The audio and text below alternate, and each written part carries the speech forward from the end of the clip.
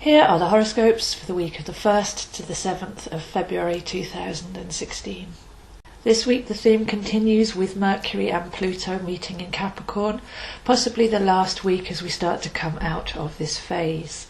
So what's been going on? Well, time has kind of slowed down. We've been able to time travel back to the past to heal old wounds, because Mercury represents our perception of time as well as our communication and inspiration. So Mercury has been retrograding back in Capricorn, back to meet Pluto, and then turning direct again. Pluto is our deep inner healing, our empowerment and our reconnection to that source power. So throughout the month of Capricorn, since before Christmas really, we've had a very long period where we've been able to go back and heal old wounds, change our perception of the past, and therefore change our perception going forwards. So this has been about our relationship with time really. Is there any difference between something that happened yesterday and something that happened a year ago in our memory? Because thought and memory are linked through time and perception. So we're coming out of this phase now. It's been very deeply unsettling in a way, deconstructive in a way, and certainly while Mercury was in the retrograde phase, we had plenty of opportunity through that discomfort to go and find the original thought form, the original belief, and whether that was even true in the first place, whether we've built a story upon something that needs to be healed and released. So it's been a very long, slow start to the year, but this episode is now coming to an end as Mercury begins to move on. So by Monday it's worth having a look at that journey all the way back to the 11th of December. Where have we been? How have we changed our thoughts? How have we reconnected with our inner power?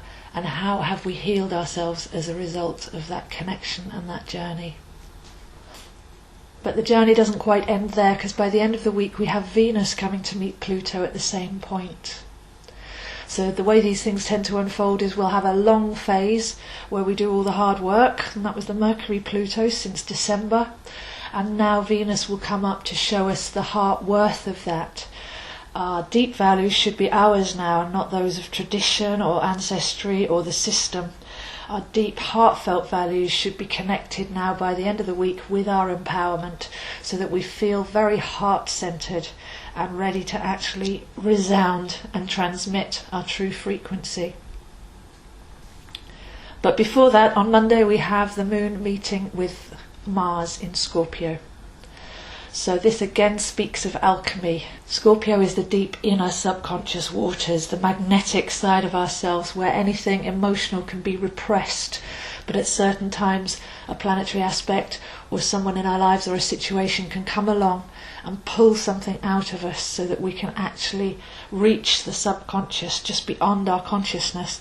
We have something brought to the fore that we can heal. So Mars, the spiritual warrior, where we take our soul force energy and direct it. On Monday, if we can direct that inwards, then we can find that inner fire. Is there any anger? Is there any repression? Is there any manipulation or unmerited motivational forces, things that are driving us from, say, jealousy or possessiveness? All of these things hide in our subconscious waters until such moments as this where they get pulled to the surface so that we can actually see them and release them. This is the shorter phase, Mars going through Scorpio until backwards and forwards until July. This is the shorter phase of Saturn having gone through Scorpio and done all that restructuring. So once again we have a shorter aspect coming up for the final clearing. And Mars has that fire, it has that purging fire.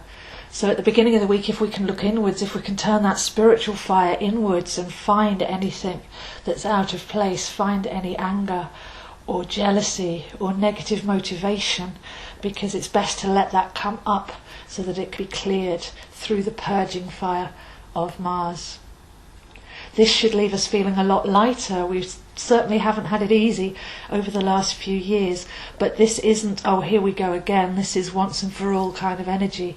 So every time we go in and we drag up something that's not been serving us or that's needed to be cleared out, then we should end up feeling a lot lighter and brighter as a result. It's like doing our spiritual housework. Imagine you never took the bins out, what sort of a state your house would be in. This is one of those opportunities to have a clear out, to get the rubbish out and to release it so that we feel brighter and cleaner as a result. And this leads us nicely into the middle of the week, which is an old celebration of purity and simplicity and cleanness. So as we go through Tuesday, Wednesday, Thursday, Friday, we're looking at the celebration of life returning to the planet, the pure heart spark, the celebration of life itself. And this very much requires a simple, clean and kind heart. So it's a very good timing here that we've done all this hard work over the winter, and now we can actually connect with the purity of our heartbeat. And with Venus connecting with Pluto at the weekend, we can actually realign with that simple pulse, with our true feelings, with our true motivations, and our true transmissions coming out of the body will then be really ours and really connected and really empowered. But by the end of the week, as well as Venus coming to meet Pluto for that heart connection, we also have the dark moon. So we're not quite out of the woods just yet, but by next week we should start to feel that clear, bright sovereignty come through.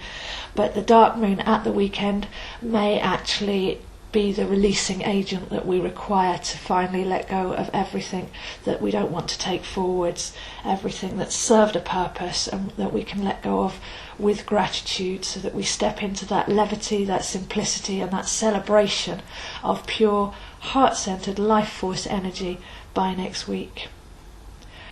So those are the horoscopes for this week, and I'll see you next week. If you'd like to explore these energies more deeply, then I do have a write-up every day, which I post on Facebook and Twitter as well, on my webpage astrozo.com, and also an online group that you're welcome to come and join, where we'll be discussing these energies and how you can learn your chart and learn how to harness them and where they apply for you particularly, because we all have a very different chart. So although I speak of these general energies, they will be different for yourself compared to your loved ones depending on where they fall in your birth chart. So a lovely online group there to slowly get to reconnect with your chart and work with the energies as they happen.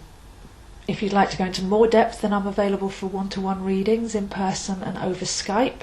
Or if you'd like to study over a longer period on your own, I have a whole selection of astrology and tarot online courses that you're very welcome to take, and they involve a video, some notes and email access to me to ask questions.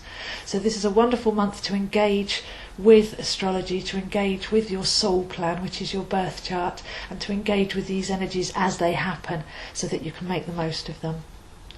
So please do contact me, zoehines7@gmail.com.